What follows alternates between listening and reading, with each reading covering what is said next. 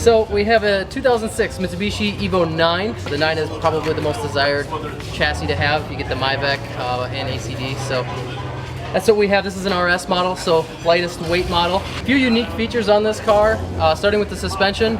Probably the biggest thing that transformed the car was the full Weissfab suspension package. So it comes with full control arms, billets, hubs, lots of adjustments, lots of geometry correction, all spherical bearings.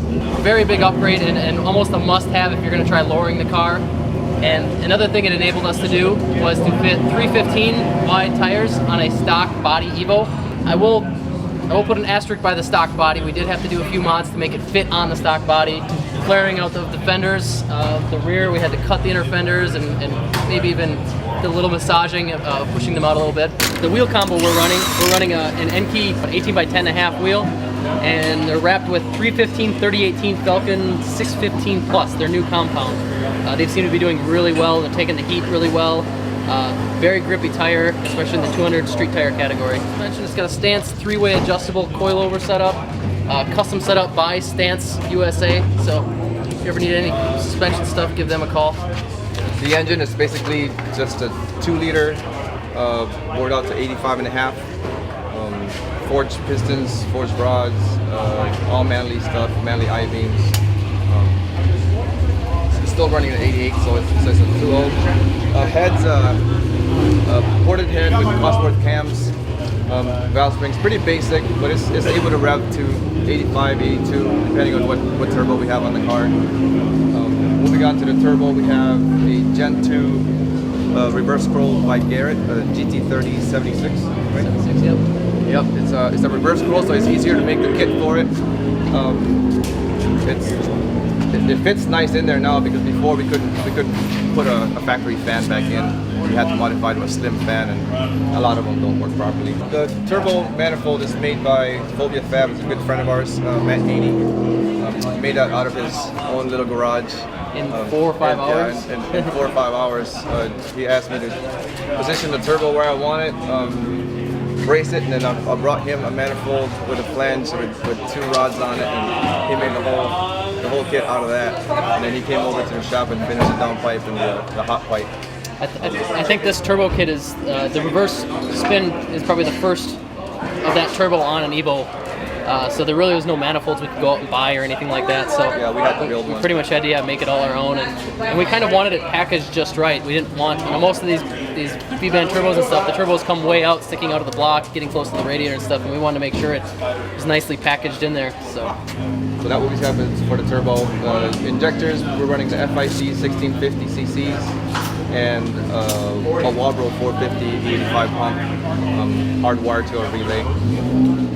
That's pretty much it for the fuel system. Other little mods we do, cooling, it's got a bigger radiator and a coil rad? Yep. Coil rad radiator. Full size. We've got a Race Fab oil pump, and it's a stock. They start with a stock pan and they modify that pan to add baffling. That seemed to be a very wise upgrade if you're going to be tracking your EVOs a lot. They have a lot of oiling issues, especially on long right-handers. You'll drop oil pressure. And we also have that assisted with a, I can't remember if it's 2 or 3-quart AccuSump. A backup? Yeah, it's just a backup. We've kind of been watching it actually as we've been going around tracking it. The Race Fab pans seem to make a big difference, but there are still some long sweepers, and you start throwing race tires on, you still might need that extra little added safety. Drivetrain, we have a Chef Stage 2 transfer case, and then the Liberty dog box 1 through 4 that uses stock fifth and reverse still, which is really a nice upgrade for now. That we found out since everybody's able to shift and not worry about synchros and busting them. Allows for super fast shifting. You can even do clutchless shifting. Really don't even have to lift off throttle completely. So you just got to reduce power slightly, but that also helps keep the turbo spooled up and stuff. So much quicker shifting around a course when you're shifting probably a total of 15 times or so makes a big difference in the end. And that's paired up with a Quartermaster 8-leg clutch. We've got a 12-plate rear diff mod. It's a pretty simple mod, just adding more plates to the rear diff. And then a aluminum drive shaft. Stock brake setup, using the stock Brembos. It's using a 2-piece Girodisc rotor with front and rear. front and rear with DTC 60s. DTC 60s. Yeah, couldn't remember what we used for pads. Not a whole lot. The shields are eliminated off all 4 brakes, and that seems to help some of the cooling effect. Yep. Kind of get more air transfer. We have noticed running the Gyrodiscs. They're a 2-piece rotor, but they're also a directionally vaned rotor. That makes a big difference too. We've tried running some just normal blanks and stuff, and after about 2-3 laps, they just start to hit brake fades. So the 2-piece rotors are a must, especially for this 3-lap thing of doing 3 laps, you know, really hard. Tracks like Road Atlanta and stuff that are so demanding on brakes, that's very critical. Interior-wise, it's basically a race seat with a harness.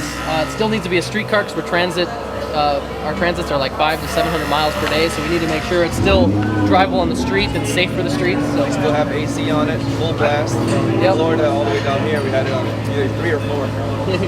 Yeah, it's still a very, very reliable full street car. You can drive this, you know, pretty much anywhere.